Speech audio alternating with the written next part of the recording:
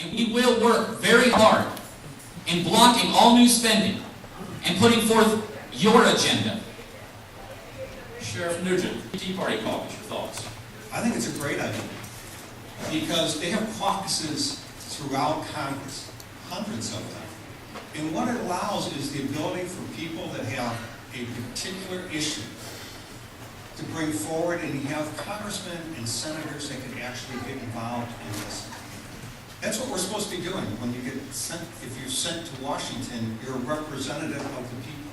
We're supposed to be listening to you. And if any group is excluded, then we have a problem. And so with the Tea Party caucus, it gives them a spot and a voice within government that they haven't had to this point. There's nothing, some people fear it. I don't even think we should fear it. I think the more input we get from people in America, the better off we're going to be and the stronger we're going to be in the future. Mr. Sager, any more? All right. Sheriff Nugent, Yes. you have entered the race saying that you will be committed to smaller government. Now, some of your critics say, as Sheriff of Hernando County these last 8 years, you have overseen a budget that has grown by some 66%, from about $19 million to a high last year of nearly $32 million.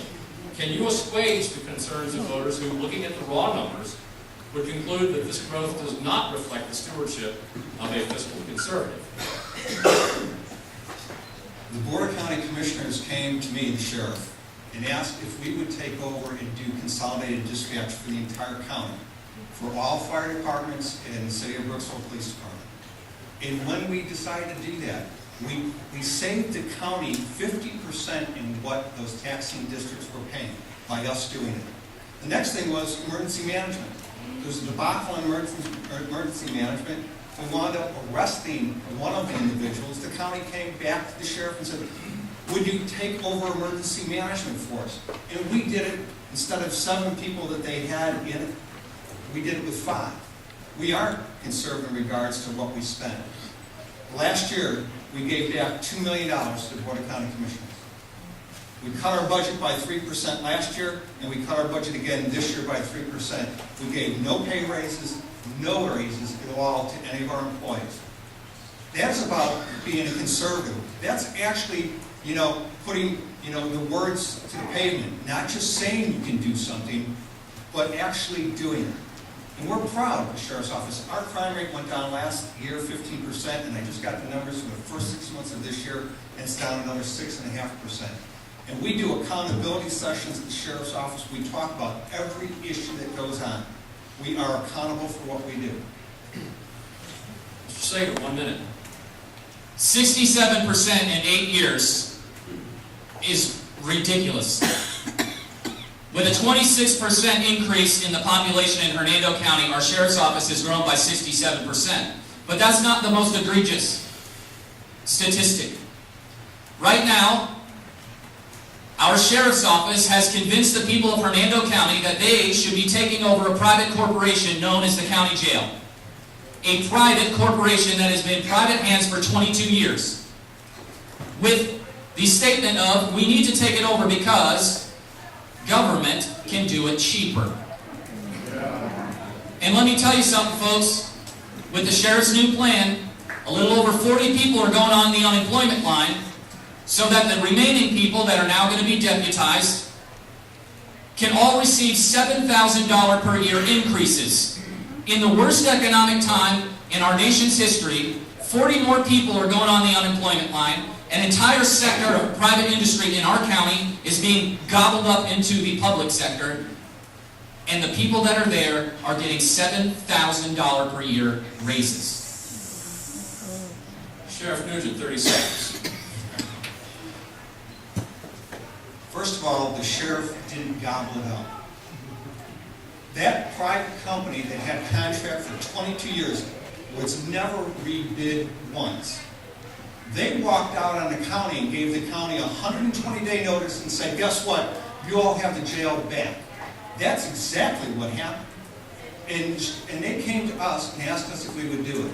We've already said to the county that we anticipate returning at least $500,000 on the budget. The same budget that they had last year at CCA. And that's our pledge, because we know we can do it better. If CCA, it is a private company, but they were terribly run, they didn't use any automation, and they let multi-million-dollar buildings fall apart. And now the Board of County Commissioners is going to be responsible for fixing those things that they allowed private business to run. And that's where we're taking over the jail, because the county asked us to. Mr. Sager, 30 seconds. The word on the street in Hernando County is we hear about these buildings falling apart. We hear about, millions of dollars now that are going to be pumped into it. The fact is, we're going to have to pay more pensions now. Everything in the future is going to get more. And it's a jail. I stand with Sheriff Arpaio in Arizona. You got prisoners, put them in tents in pink underwear. That's all I got.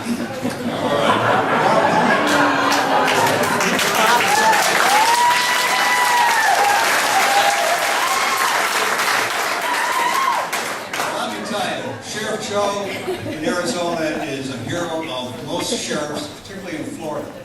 Unfortunately, in Florida, we have hurricanes. And it's not, let me tell you something, folks. You say that, thank you.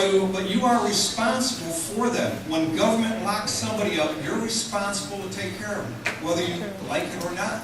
We do that. And about putting people out of work, we're doing it with 135 folks instead of 170. We're doing it because we're more efficient and we're more cost effective. And that's why we can do it and still return money back to the Board of County Commissioners in the tune of $500,000. Sager, 30 seconds. Folks, they're cutting jobs in order to give the remaining people $7,000 per year raises. I live in Hernando County. This has been in the paper for months. The sheriff has promised, and I trust that he will keep that promise, that he will spend the exact same amount of money on the project that we did with CCA. He is cutting jobs in order to give the remaining people there $7,000 per year raises. Those are just the facts and figures. Let's go one more round. One more round. We'll move on. And let me explain to you this. When we looked at the employees that are currently working at CCA, there's really only 35 that we could hire, because all of them have admitted drug usage that would make you blush, would make you go pale in regards to what we have. We pay the same as Pasco County Sheriff's Office for a detention deputy. We've hired a lot of them from Pasco County and from Pinellas County and from, over the Department of Corrections. We have to be competitive. We're not going to run a facility that's substandard and accepts employees that use drugs and sell drugs. It's not going to happen as a sheriff. Mr. Sager, 30 final seconds on this. Nah, I think we need to end that. All right, very well. In that case, Mr. Sager, on the energy front, Republicans in the state House leadership ended almost before it began a special session called by Governor Chris to address a possible state constitutional amendment banning oil prospecting in Florida waters. Did House Republicans act responsibly? Absolutely. I think they would act in more responsibility if they just stayed home. They cost us about $55,000 a day in order to go and be in session, plus all the gas receipts they're going to turn in, just to go up there and be a little part of Kabuki Theater. It's ridiculous. Folks, 90 miles off the shore of the coast of Florida is a little country named Cuba. 90 miles off the shore. Guess what Cuba's doing? Drilling for oil everywhere off our coast. And here we are flexing our environmentalist muscles, saying not here, but another country can do it in the same waters. I'm sorry. If somebody's going to be out there drilling, it should be an American flag flying over that rig, and we should reap the profits.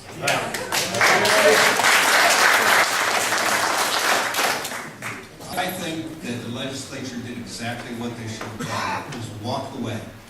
There's already current law on the book in regards to protecting the Florida shoreline.